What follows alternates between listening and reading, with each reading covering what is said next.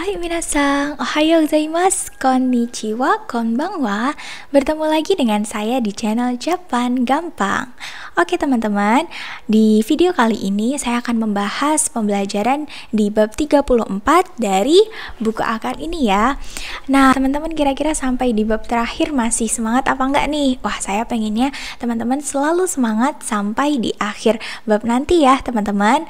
Jadi di Bunpo kali ini kita nggak akan belajar susah-susah kok, karena di bab atas kita akan sering untuk fukushu teman-teman, atau mereview lagi di pembelajaran sebelumnya.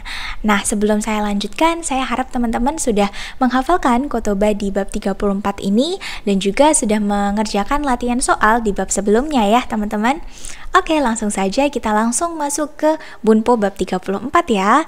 Coba disimak baik-baik.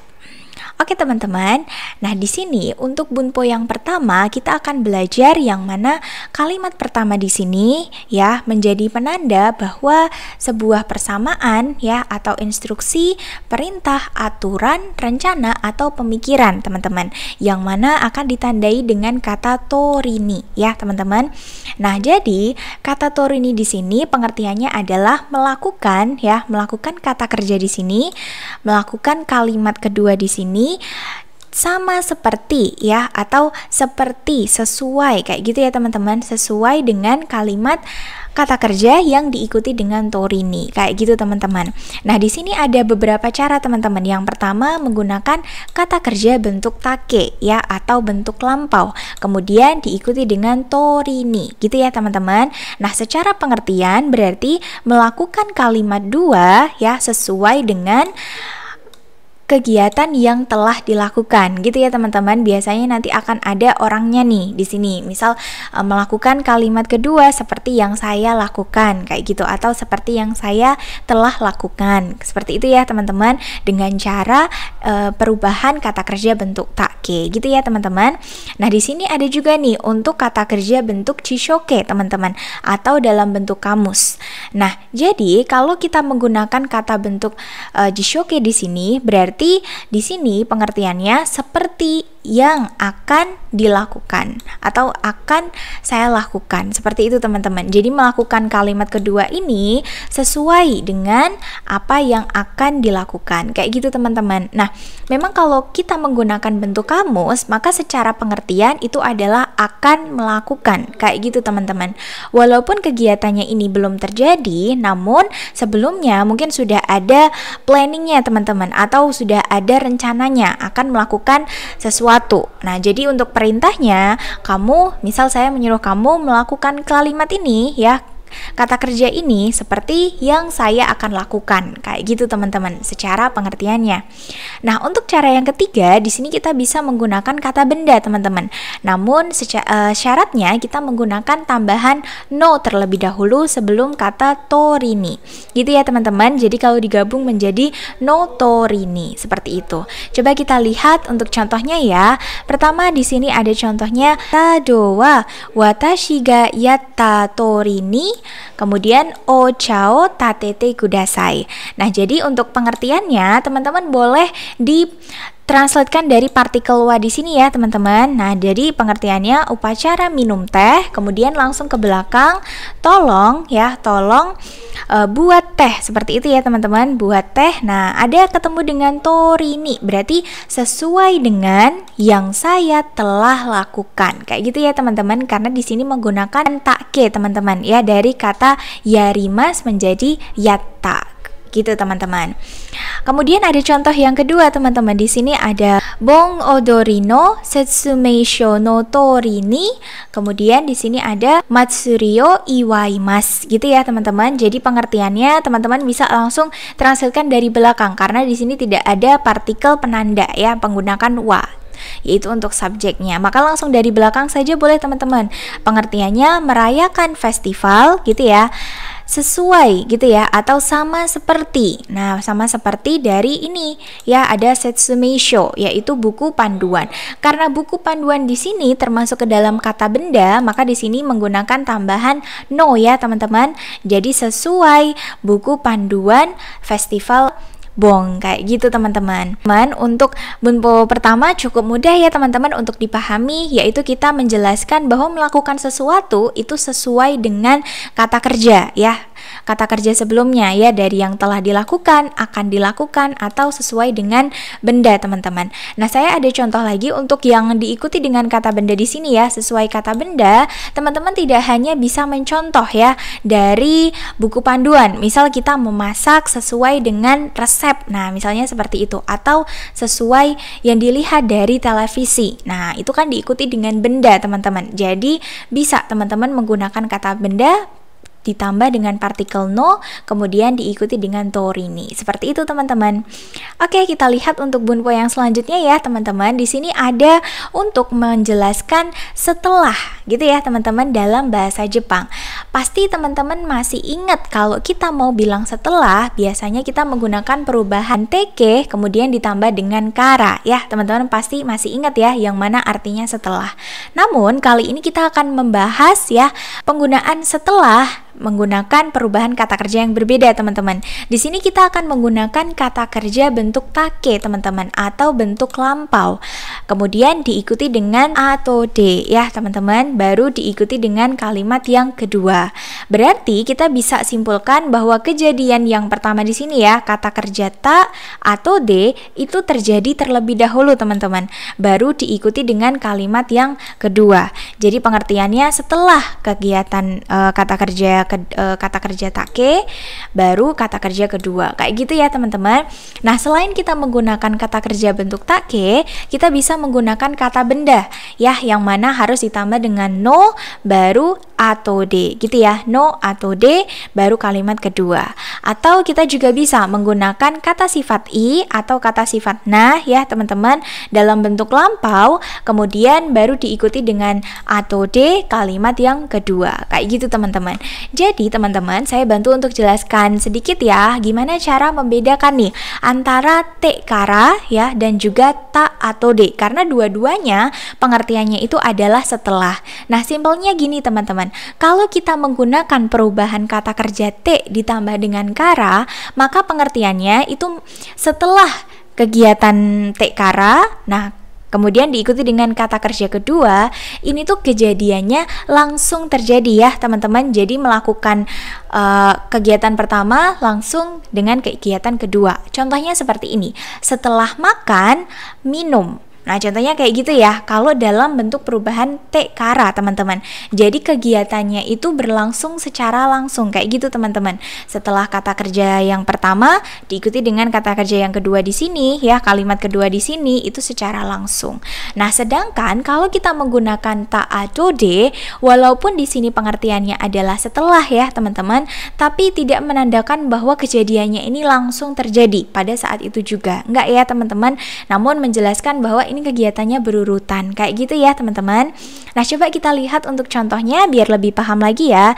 Di sini ada kaigi ga owatta atau de tomodachi to machi shiawase ni ki ga sukimasu. Gitu ya teman-teman. Jadi pengertiannya kita bisa lihat dari atau de dulu teman-teman ya.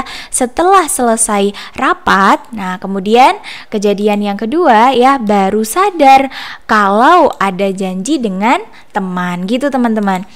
Nah, jadi kejadiannya ini tidak secara langsung sadar. Mungkin setelah rapat mungkin ada senggang waktu dulu, baru sadar ternyata ada janji nih sama teman, kayak gitu teman-teman.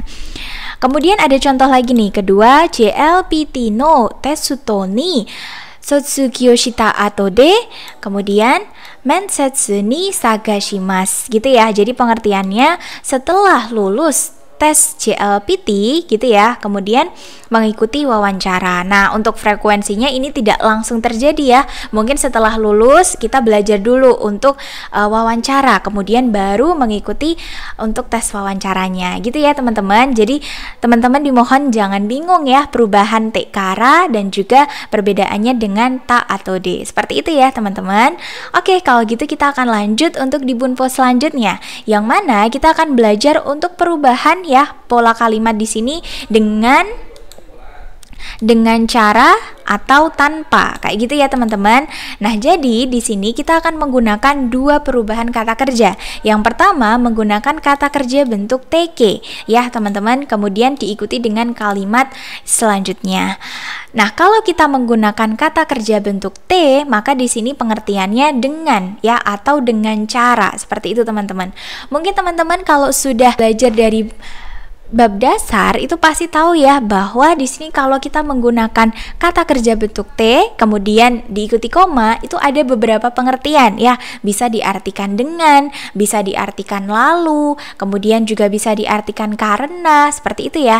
Namun di sini juga tergantung pada konteksnya teman-teman. Kalau di Bunpo kali ini kita belajar bahwa kata kerja bentuk T diikuti dengan kalimat selanjutnya itu artinya dengan atau dengan cara, seperti itu ya teman-teman.